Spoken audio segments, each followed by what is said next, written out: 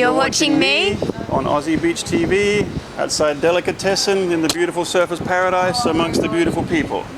Stay tuned.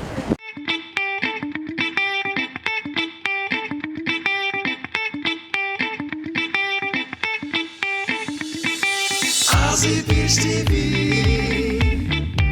You're watching Aussie Beach TV. You're watching Aussie Beach TV. The hottest girls you will ever see. Hey, hey, hey, hey, hey, hey, hey, hey, Aussie Beach. Can you tell the viewers a bit about your experiences with the Zeitgeist movement? Sure, yeah, I'm the chapter coordinator here for the Zeitgeist movement on the Gold Coast. The Zeitgeist movement is a sustainability movement where we are making people understand science and social structures and basically how we can improve the lives of everyone on the planet with very simple steps. It's just trying to make people aware that our social structure no longer caters towards people. Our entire system is based around money. The Zeitgeist movement understands that money is the cause of all social distortion. We can talk about people like the Illuminati or all these Rothschilds and things like that. These people are just a response to the system itself. If we arrested all of these people and threw them in prison, it wouldn't matter. Someone would just take their place, because that's what money does. It's like when the police bust the drug dealers in town, it doesn't matter. Within a month, someone moves in and controls the market, because it is the market that demands that. So these people are just systemic responses to that. And whereas money has worked for us in the past, it no longer works for us now. It's actually very detrimental to our society. Our entire society is built. Money itself is a value system. It's important for people to understand that money is not just a means of exchange. It's a value system. Everything is given a value. And the more common the product, the less value it has. The scarcer a product, the higher the value. So we have a system where we want to make things as scarce as possible so that you can't give people free food, you can't give them free clothes, because then you lose the value of the property.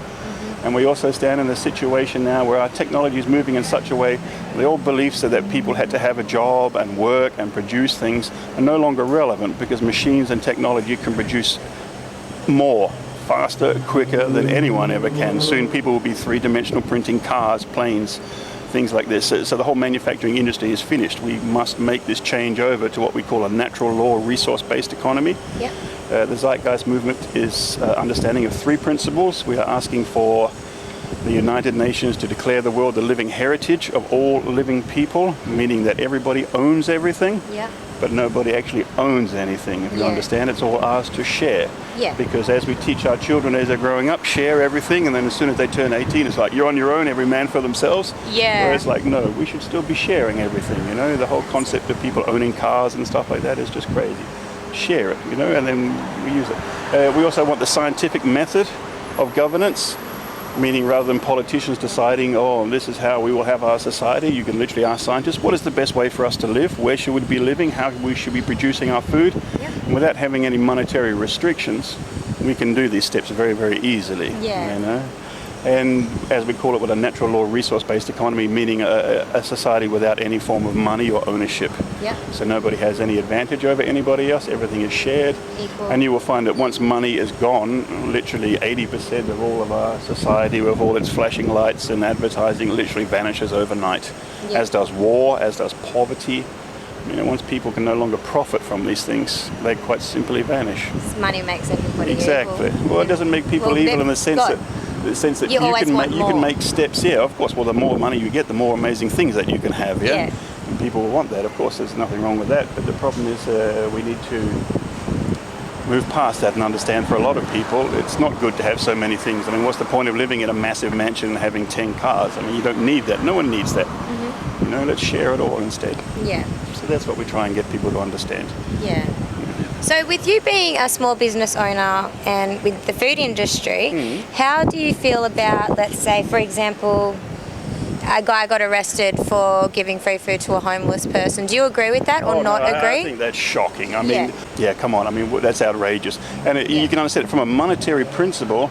They are working the principle. You cannot give people free food because you are taking then away money from the people who sell the product. You understand? It's like we have everybody mowing their lawns every weekend with their little Victor mowers and stuff like that. And it's like, wow, if we dug all of that up and planted food and everybody grew food as a community, you'd bring a great social cohesion. And you would have free food, and everyone would eat healthily, you know. But you can't do that because Coles and Woolworths demand monetary multiplication. They must protect their right to control these products. And now the vegetables and everything are getting sprayed chemically Exactly, as well exactly. now, so it's really And that's not. because our entire agricultural industry is not set up to create food for people to eat. It is created to maximize profit, monetary multiplication. Again, money distorting what would naturally be a way for us to survive as a species, but we have this thing that places itself above the natural order. So everything is set up in that. That's why we have these massive agricultural farms, which is the most destructive way of growing anything. You deal with large-scale amounts of pests and plagues because all of a sudden the insects see, oh my God, jackpot, look at all this food, bang, and they hit into it.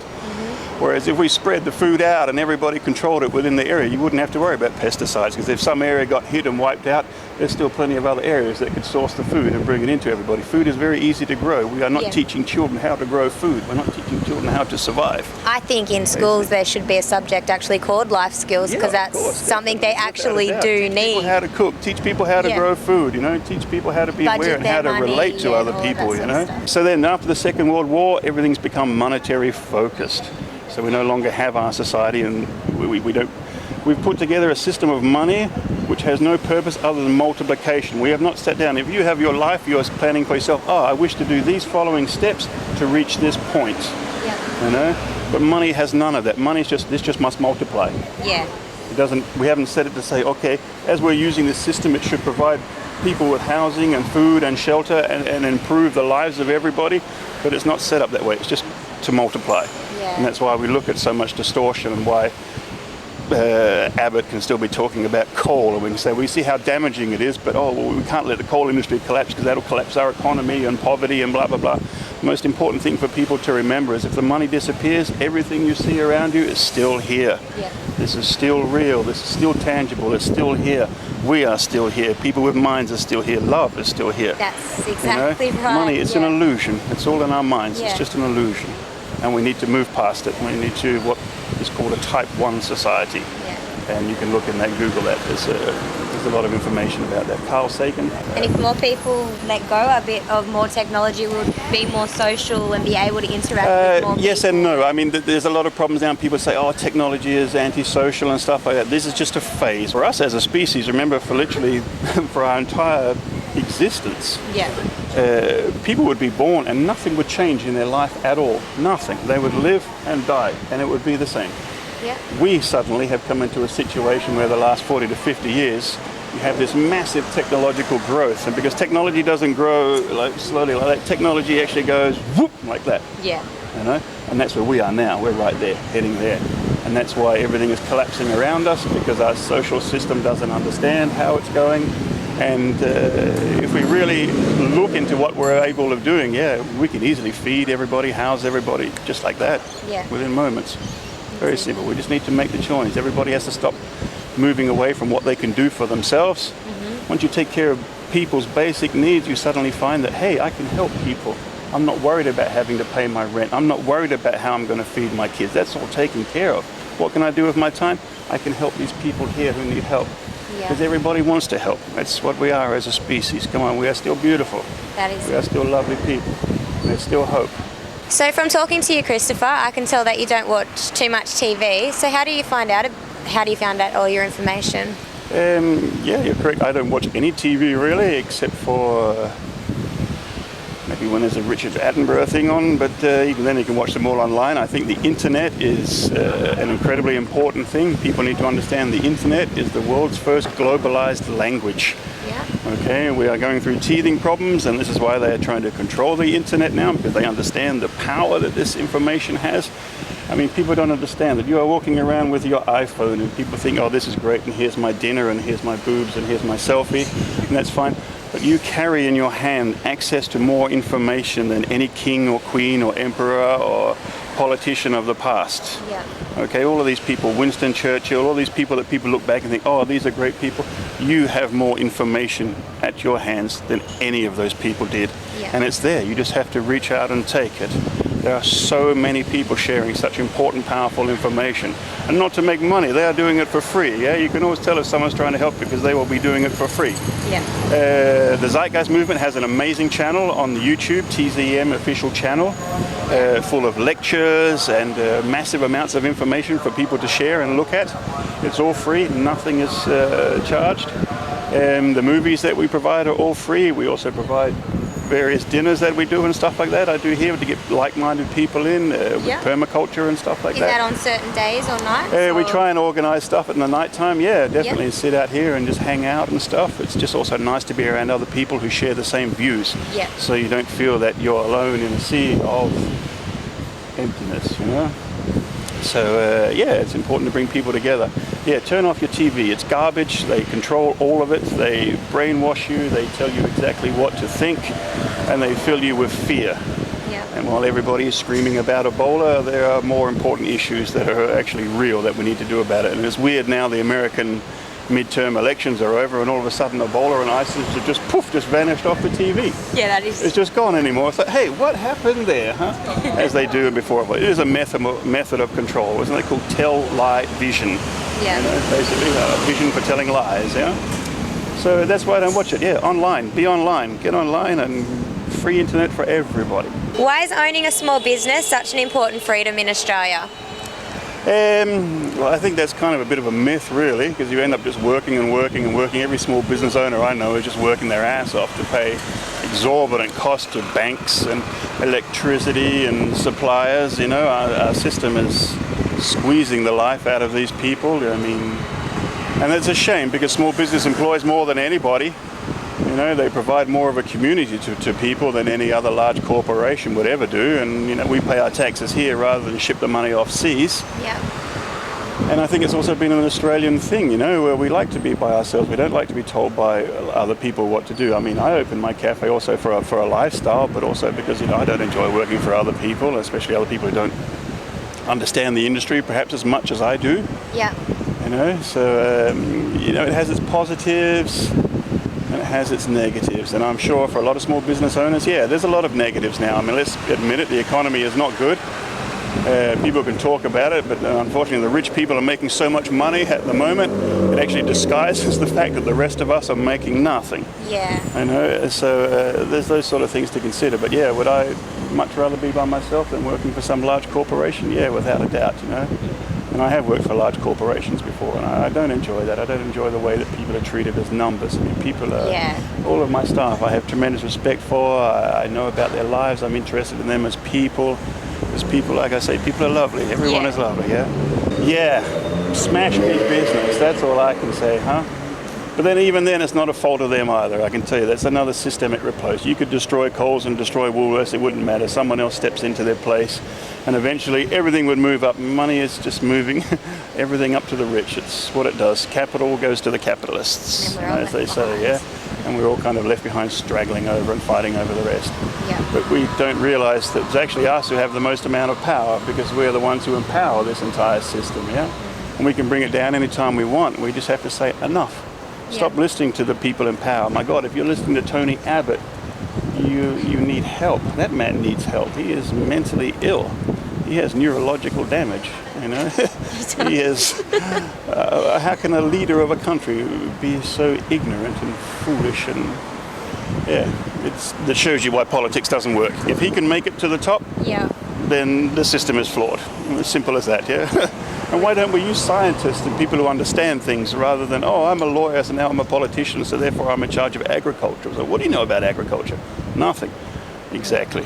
And that's where we're getting exactly. That's where everything's going wrong. They don't know. Exactly. You know, they are just focusing on money. How do we continue to continue money? Have you seen an interview with him on TV when he hasn't had a script in front of him? I watched plenty of interviews with that guy on TV, and I have a good laugh. His reaction. It's classic. He is, for the sheer comedy value, same as Clive Palmer. For sheer comedy value, these people are excellent.